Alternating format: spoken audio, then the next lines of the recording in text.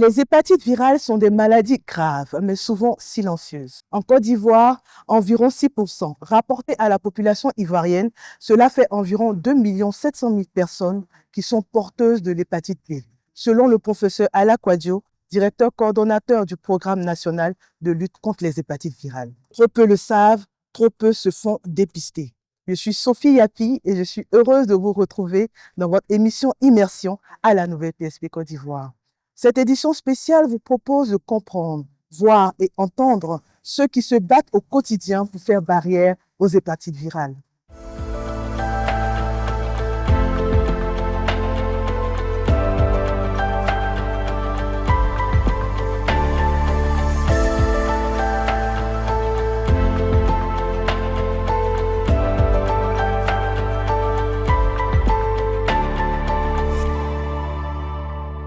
Bonjour à toutes et à tous. Aujourd'hui, nous consacrons cette édition spéciale à une maladie silencieuse mais redoutable, l'hépatite virale.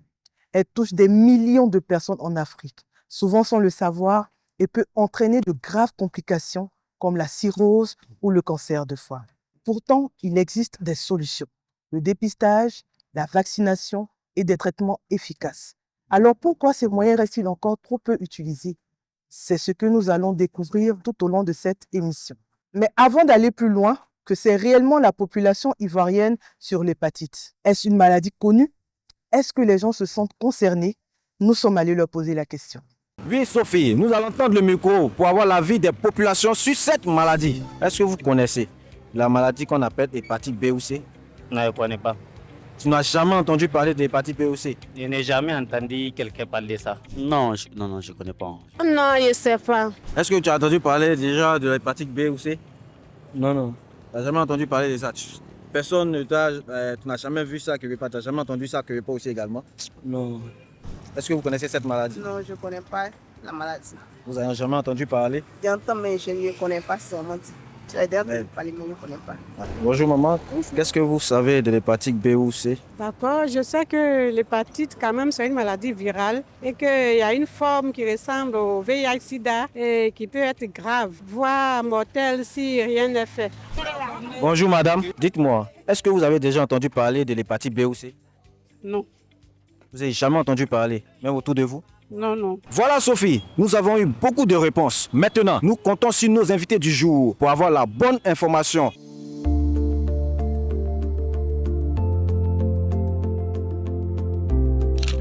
Et en fait, les hépatites virales, ce sont des maladies du foie qui sont provoquées par des virus. Le mot hépatos vient du grec qui signifie le foie et tite en médecine, ça veut dire inflammation.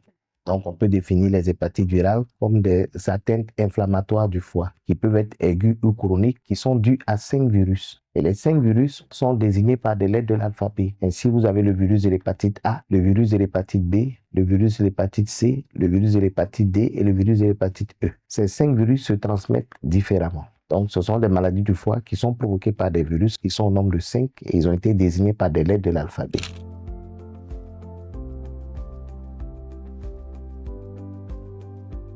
Tout à l'heure, j'ai dit qu'il y avait 5 virus désignés par des lettres de l'alphabet. Les virus A et E sont de transmission orophécale. Ça veut dire tout simplement que le virus est dans les selles du patient. Si je prends l'exemple d'une vendeuse d'attiqué qui a une hépatite A et E, qui va aux toilettes, elle fait ses selles et qui malheureusement ne se nettoie pas correctement les mains, soit parce qu'elle n'a pas trouvé de savon ou de l'eau dans ses toilettes, quand elle viendra servir l'attiqué, elle va contaminer cet attiqué-là avec les virus qui sont sur ses doigts. Et lorsque le client viendra consommer la tchéké, ces virus vont traverser son intestin et aller infecter le foie. C'est ce qu'on appelle la transmission orophécale. Donc, ce sont des virus qui vont sévir là où la mauvaise hygiène corporelle et collective est prévalente. À côté des hépatites A et E, vous avez les hépatites virales B, C et D qui, elles, se transmettent exactement comme le VIH-Sida, c'est-à-dire par le sang. Donc, tous les objets qui sont susceptibles de porter du sang, tels que les lames, les rasoirs, les ciseaux, les coupes-ongles, les brosses à dents, les instruments de manicure, pédicure, les serviettes, les dessous, tous ces objets,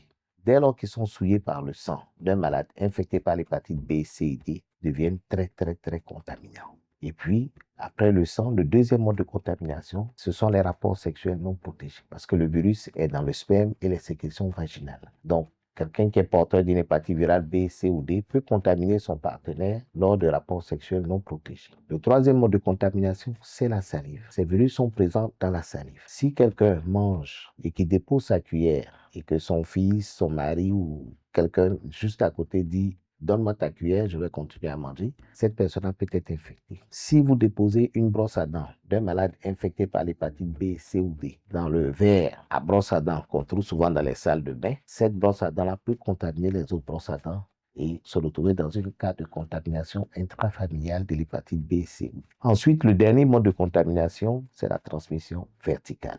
Ça veut dire une maman enceinte peut contaminer son bébé à l'accouchement.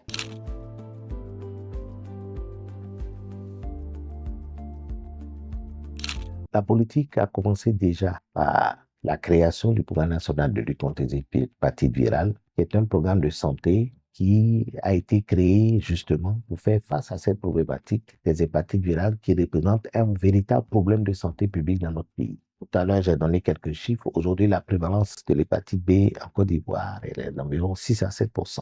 Et il y a 5 ou 6 ans, nous étions entre 10 et 13%. Ça veut dire que des actions ont été entreprises par le biais du ministère de la Santé, de l'Hygiène publique et de la couverture maladie universelle. Donc, ce programme qui a été créé par le ministère de la Santé a 3 missions essentielles. La prévention primaire des hépatites virales, c'est-à-dire sensibiliser les populations au mode de transmission de la maladie, les amener à l'éducation pour le changement de comportement et à faire la promotion de la vaccination contre l'hépatite B après dépistage. La deuxième mission, c'était de dépister les populations. Lorsque vous finissez de sensibiliser, il faut les dépister. Il faut les dépister parce que ce sont les maladies qui évoluent de manière silencieuse. L'OMS a fait une étude en Afrique subsaharienne, moins de 10% des populations connaissent leur statut. Donc, quand on est dépisté, qu'on est positif, nous avons mis en place des directives de prise en charge des hépatites virales que nous appliquons à travers nos structures sanitaires, ce sont les CHU de Côte d'Ivoire et les CHR également. Nous organisons aussi ce qu'on appelle des ateliers de renforcement de capacité. Vous savez, les hépatites virales sévissent sur toute l'étendue du territoire. Malheureusement, les spécialistes des maladies du foie sont au nombre de 30 pour une population de plus de 30 millions d'habitants et 90% de ces spécialistes sont à Abidjan. Nous n'avons pas de spécialistes à l'intérieur du pays en nombre suffisant pour prendre en charge ces malades. Donc, nous avons initié des ateliers de renforcement de capacité qui vont permettre à ces médecins d'être dans les régions sanitaires que nous connaissons et de pouvoir recevoir ces malades que nous allons dépister et initier un début de prise en charge. Donc, voilà essentiellement les actions qui sont menées par le ministère de la Santé, de l'Hygiène publique et de la couverture maladie universelle. Merci au professeur Ala Kwadio, directeur coordonnateur du Programme national de lutte contre les hépatites virales, pour ces informations importantes et vitales. Chaque année, le 28 juillet, le monde entier se mobilise pour faire tomber les barrières liées aux hépatites virales. C'est pourquoi, dans cette édition spéciale, nous vous emmenons à la rencontre de 2 structures qui mènent une lutte acharnée contre cette maladie en Côte d'Ivoire. Le CEPREF et l'ONG SOS Hépatite Côte d'Ivoire, qui travaillent en toute synergie avec la nouvelle PSP Côte d'Ivoire. J'ai l'honneur de recevoir avec moi sur ce plateau Dr Eugène Messou, PCA du CEPREF, M. Boniface Yoman Iao, président de l'ONG SOS Hépatite Côte d'Ivoire, Dr Amani Anzian, directeur médical du CEPREF, et Dr Aristide Samken, directeur commercial et marketing de la nouvelle PSP Côte d'Ivoire. Bonjour messieurs et merci d'avoir répondu présent à notre invitation. Dr Messou, pouvez-vous nous présenter le CEPREF ainsi que sa mission? Le CEPREF est le centre d'excellence de l'ONG Akonda. Le CEPREF a été créé en 2002 et avait pour mission de concevoir une prise en charge globale pour les patients vivant avec le VIH-Sida. Plus tard, dans l'évolution, nous avons participé à la formation des agents qui devraient étendre donc le programme. C'est pour cela que le CEPREF a été positionné en première ligne dans la lutte contre le VIH en Côte d'Ivoire avec un maximum de patients dans le programme du VIH.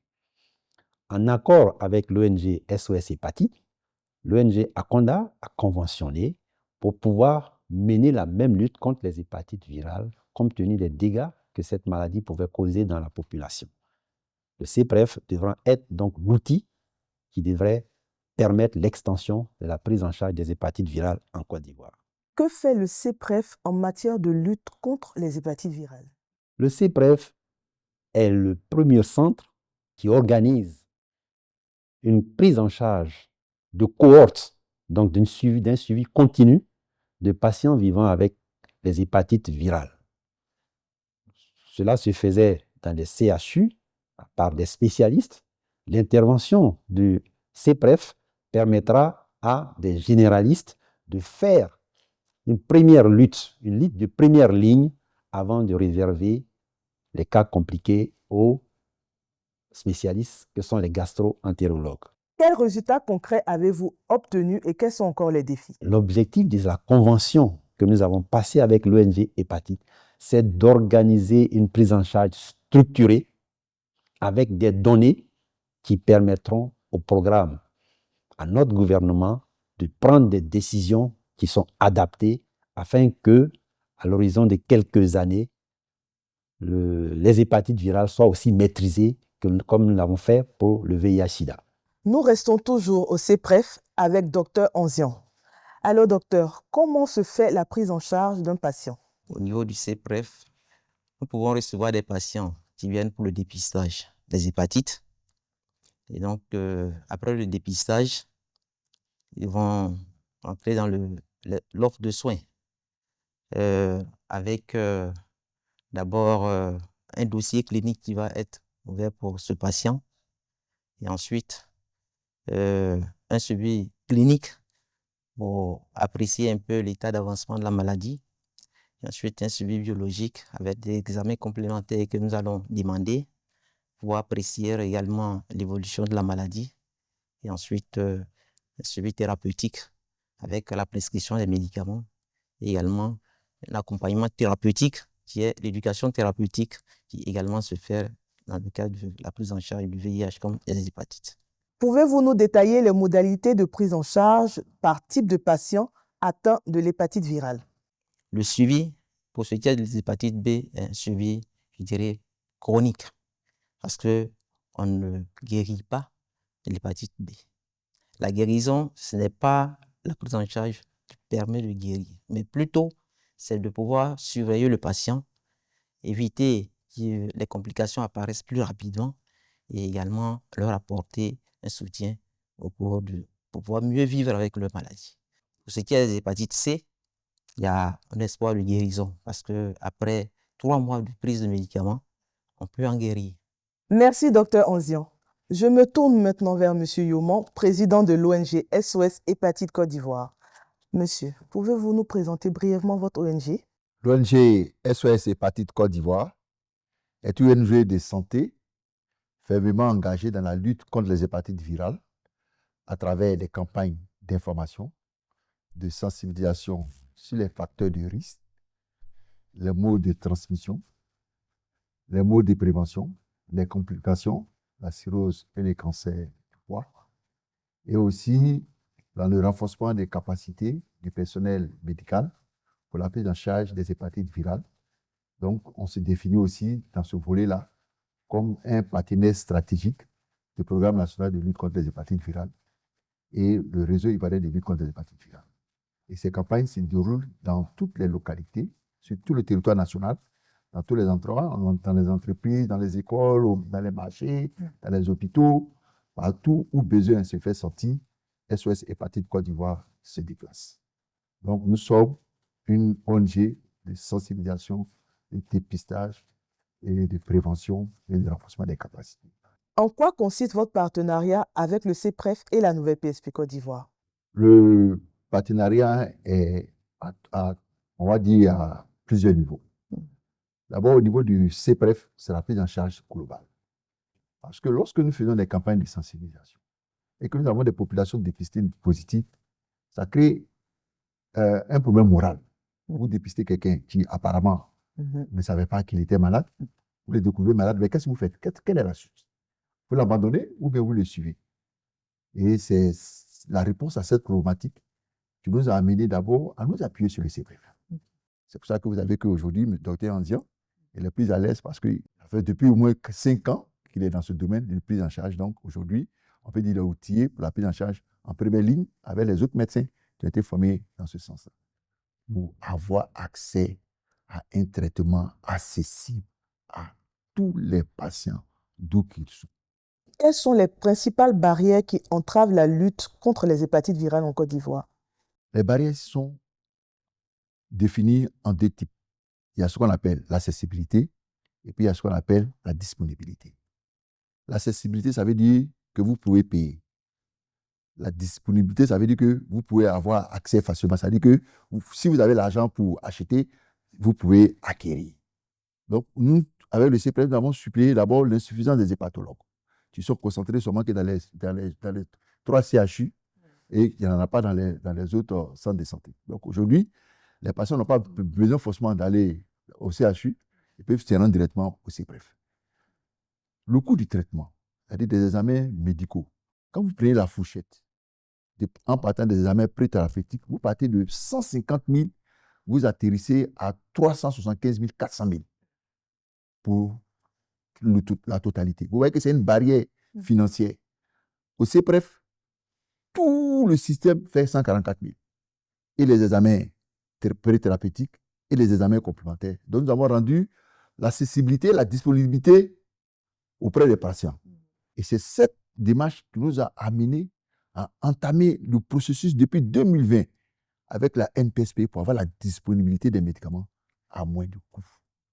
Si les examens sont disponibles, si les examens cliniques sont disponibles, les médicaments doivent être aussi disponibles. Donc vraiment, c'est une bonne initiative qui a été enclenchée avec la nouvelle PSP pour la disponibilité des médicaments.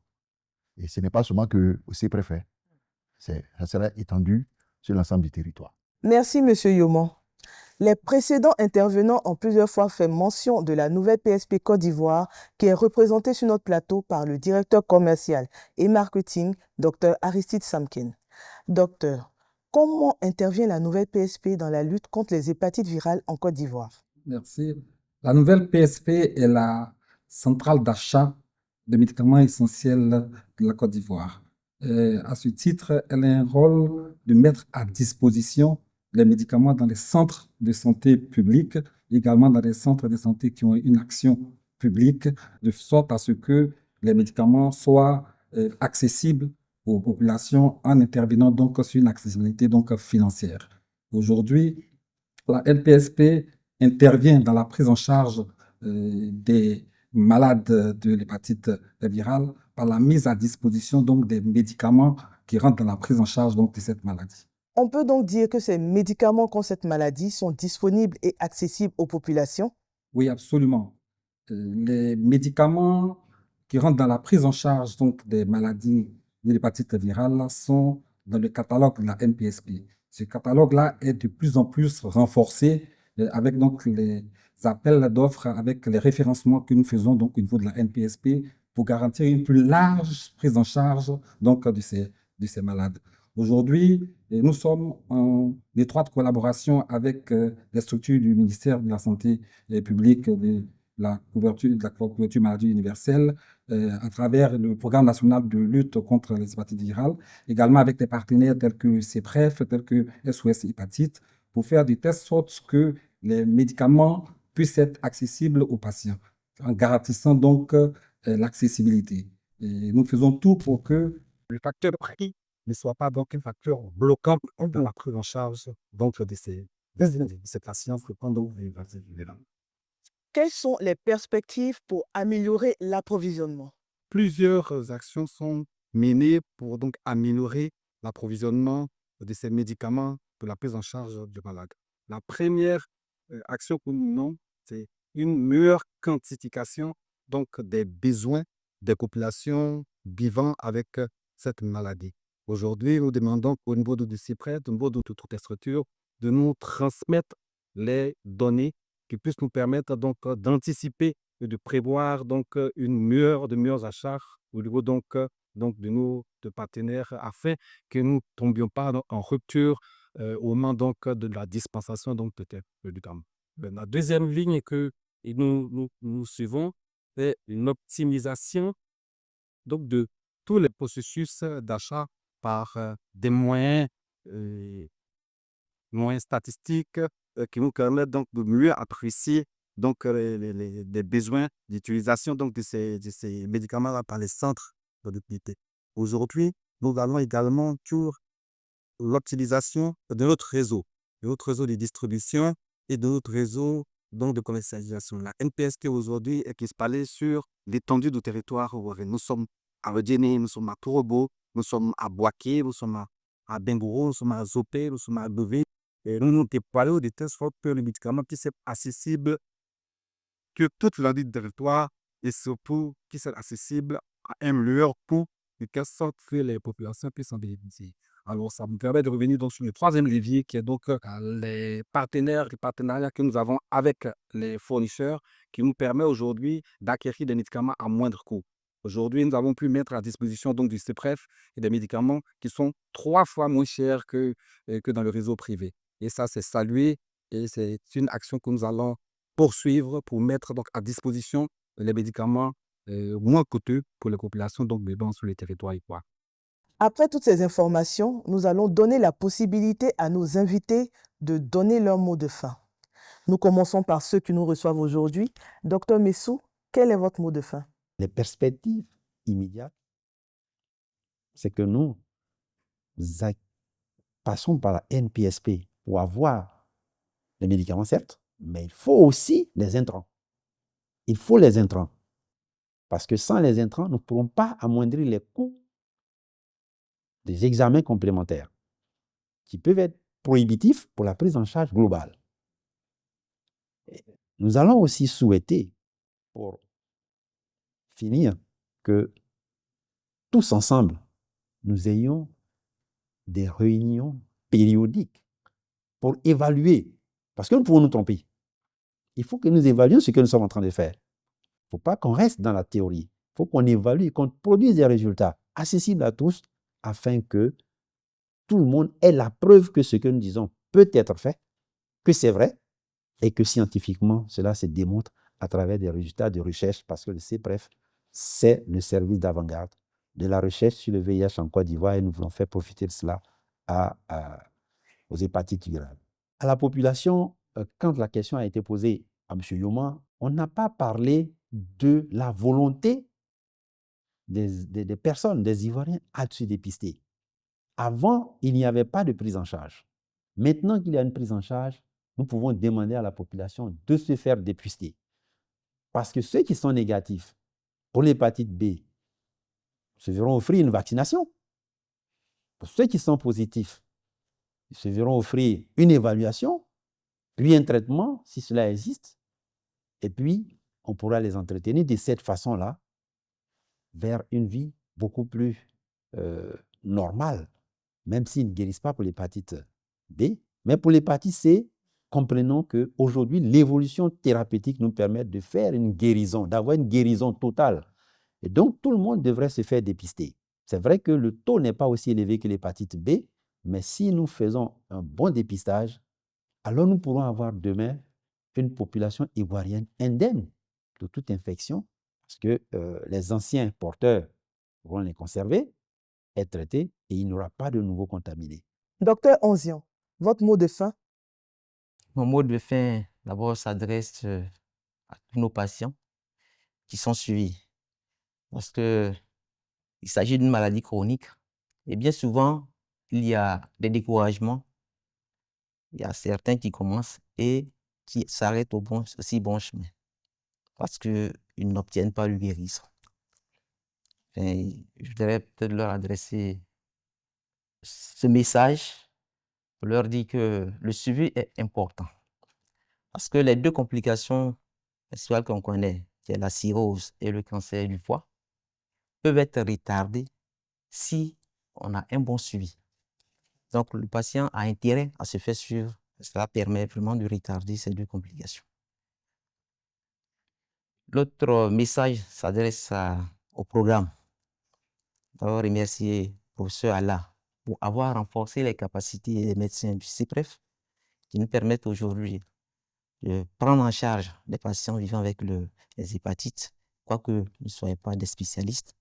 Et je pense qu'avec le système de référence nous pouvons leur référer les patients les plus compliqués qui se feront dans notre prise en charge. Également, notre remerciement également s'adresse à la NPSP, qui également nous permettent actuellement de pouvoir prendre en charge nos patients à des coûts vraiment réduits en ce qui est des médicaments. Parce que ce n'est pas évident. D'abord, on avait ce souci d'obtenir les médicaments. C'est toute une gymnastique. Je suis sûrement, on va peut-être en parler. Mais avec l'intervention de la NPSP, nous avons des médicaments à disposition qui nous permettent de prendre en charge nos patients sans trop de soucis. Monsieur Yoman, à votre tour de nous partager votre mot de fin. Merci au ministère de la Santé. À travers le ministère de la Santé, merci à la nouvelle PSP, à son directeur, M. Kouyaté, qui nous a prêté vraiment une oreille attentive. Et nous espérons que ce volet-là sera vraiment un volet clos au niveau du traitement. Docteur Samken, vous portez la voix de la Centrale nationale d'achat. Quel est votre mot de fin? La NPSP s'engage résolument dans la lutte contre l'hépatite virale et contre toutes les maladies. Nous emboîtons donc le pas avec la politique du gouvernement de la Côte d'Ivoire pour mettre à disposition des médicaments de façon continue aux populations, des médicaments donc de qualité et des médicaments accessibles, de sorte que tout individu vivant sur le territoire ivoirien puisse bénéficier donc de traitements donc, contre les maladies métaboliques, contre les maladies graves telles que l'hépatite B et toute maladie qui sévit donc en Côte d'Ivoire. Les hépatites virales tuent en silence. En Côte d'Ivoire, plus d'une personne sur 10 est porteuse de l'hépatite B, souvent sans le savoir. Pourtant, il existe un vaccin, un dépistage et des traitements efficaces. Aujourd'hui, il est temps de lever les tabous, de briser les préjugés et de faire tomber les barrières. L'hépatite, ça peut vous concerner ou quelqu'un que vous aimez.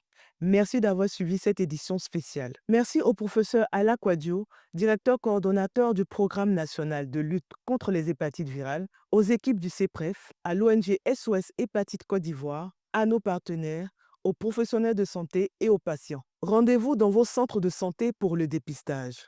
Ensemble, faisons tomber les barrières pour nous, pour notre avenir.